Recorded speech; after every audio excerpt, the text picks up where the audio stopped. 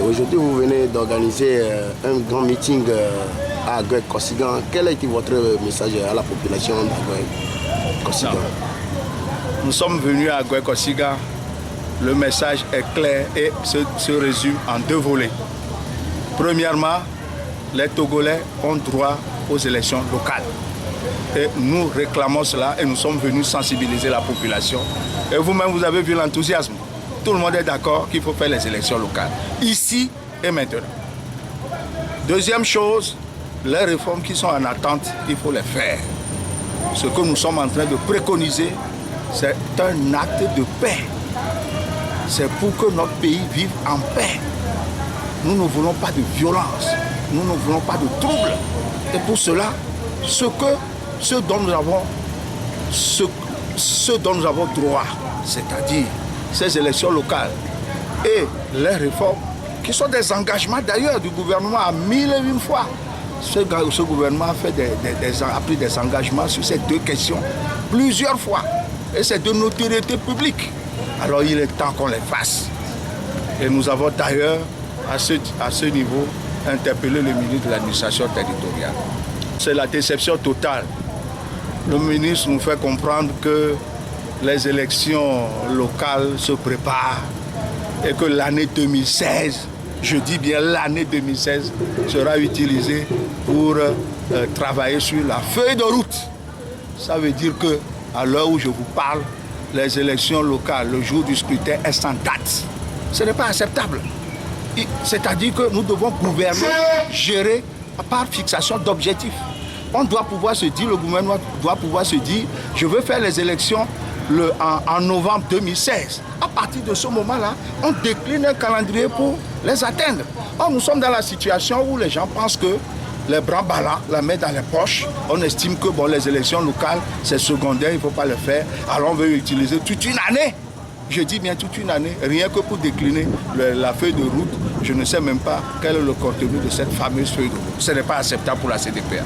Vous avez évoqué la taxe d'habitation dont tout le monde parle en disant « pas de local, pas de taxe ».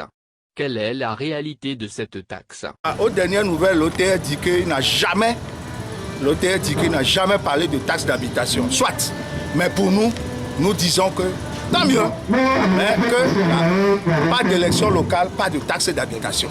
Nous sommes prêts à payer les taxes d'habitation, mais il faut alors qu'on nous fasse les locales. Parce que les taxes d'habitation sont des taxes locales. Ce qui est sûr, c'est que les autorités de l'OTR disent qu'ils n'ont jamais envisagé de prendre les taxes d'habitation. Mais nous leur rappelons que maintenant, prochainement, les taxes d'habitation sont des taxes locales. Et que pour que ces taxes soient collectées, il faut qu'il y ait des élections locales. Pour que les élus qui ont une légitimité issue du peuple puissent collecter ces taxes et provoquer le développement à la base. Quelle est votre opinion sur la polémique qui agite les opposants autour du statut de chef de file de l'opposition? Non, moi ça me fait sourire quand les gens s'agitent autour de cette histoire de chef de file de l'opposition. C'est pas compréhensible. À un moment donné, je me suis même demandé, est-ce qu'on a signé un décret qui nommait M. Jean-Pierre Fabre chef de file de l'opposition? J'ai lu le décret, je n'ai rien vu. Donc c'est la loi. La loi a une portée générale. Si une loi existe et correspond à quelqu'un, quel est le problème? Ce qui est important pour nous, c'est l'utilisation qu'on peut en faire. Et comme celui qui est aujourd'hui le chef de file de l'opposition a dit qu'il veut utiliser ce moyen-là pour provoquer l'alternance, alors que l'alternance est un peu comme l'oxygène que nous recherchons. Alors tant mieux, alors allons le suivre et on va voir ce que ça va donner. Mais se lancer dans des diatribes de ce genre, c'est purement et simplement lamentable pour la CDPA. Voir aujourd'hui que vous êtes aussi, la CDPA est dans le CAP 2015.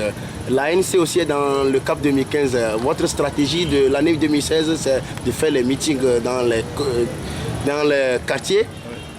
Alors que les autres partis aussi ne font rien, que c'est votre stratégie dans le CAP 2015. Non, moi je ne peux pas dire que les autres partis ne font rien.